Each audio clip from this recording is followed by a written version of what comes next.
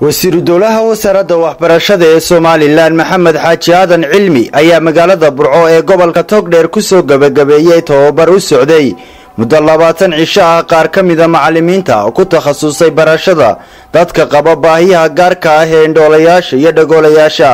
macallimiintaasi oo ka kala socdayba guud ahaanba gobolada dalkan Soomaaliland tababarkan ayaa qayb ka ahaa mashruuca horumarinta cilmiga labo oo ah mashruuc lagu horumarinayo waxbarashada iyo cilmiga agaasimaha waaxda baahiyaha gaarka ah ee wasaaradda waxbarashada iyo tacliinta sare ee Soomaaliland Cabdishakuur Maxamed Cabdi oo ah shakhsi dadaal iyo juhdi badan geliyay qabsoomida tababarkan iyo in gobol walba laga helo qof ku tababaran barashada luqadaha gaarka ah ee lagu hadlo dadka qaba baahiyaha gaarka ayaa ka warbixiyay ujeedada kulankan isagoona la dardaarmay macallimiinta marka horta aad baan ugu faraxsanahay runtii arintahay iyada ah wixii ilaahayna barayna sideedii baan ugu gudbinay macallimiinteena waxaan ku dardaarayaa walaalahay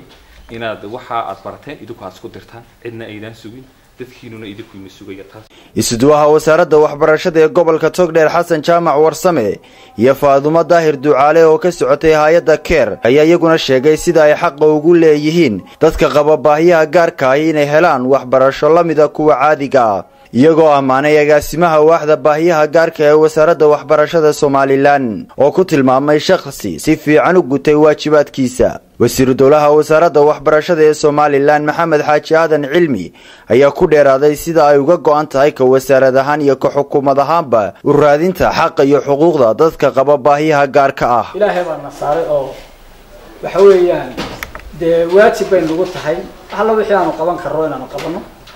من مدحوينها تمرد السومالان أحمد محمد سيلايو أيام نو إجمالي إن أنا كرو قادنا أو أنا تيانو أنا كسر بحنا مسؤولية ده أي لا ده هاي يسرد وحبرشة أو كل الدول أو أي كم تهاي طاهية حجار كهاي عنده هاي دجاها يو محل هاي دماغ شيء بينهم سيدي أنا كدري اللحين وحبرشة لما يصيرنا كجار في اللحين taasna wax weeyaan waa xil ay tahayna u gudano wax weeyaan waajib nagu ah waana markii ugu horeysay ee ay noo suurta gasho inaynu wadanka oo dhan gaarsiino goboladiisa iyo tuulooyinkiisa in macallimiin aynu u sameeyno baahiyaha gaarka ah ka hawlgala taasoo aan rajaynayo in Ilaahay subxaanahu wa ta'ala uu ku suurta gelin doono dhibaatooyin badan oo dadkaasi ay qabeen kaga bixi doonaan macallimiinta waxay saaran mas'uuliyad dheeraad oo aan saarayn macallinka u dhigaya ardada caadiga ah ee aan naafada ahayn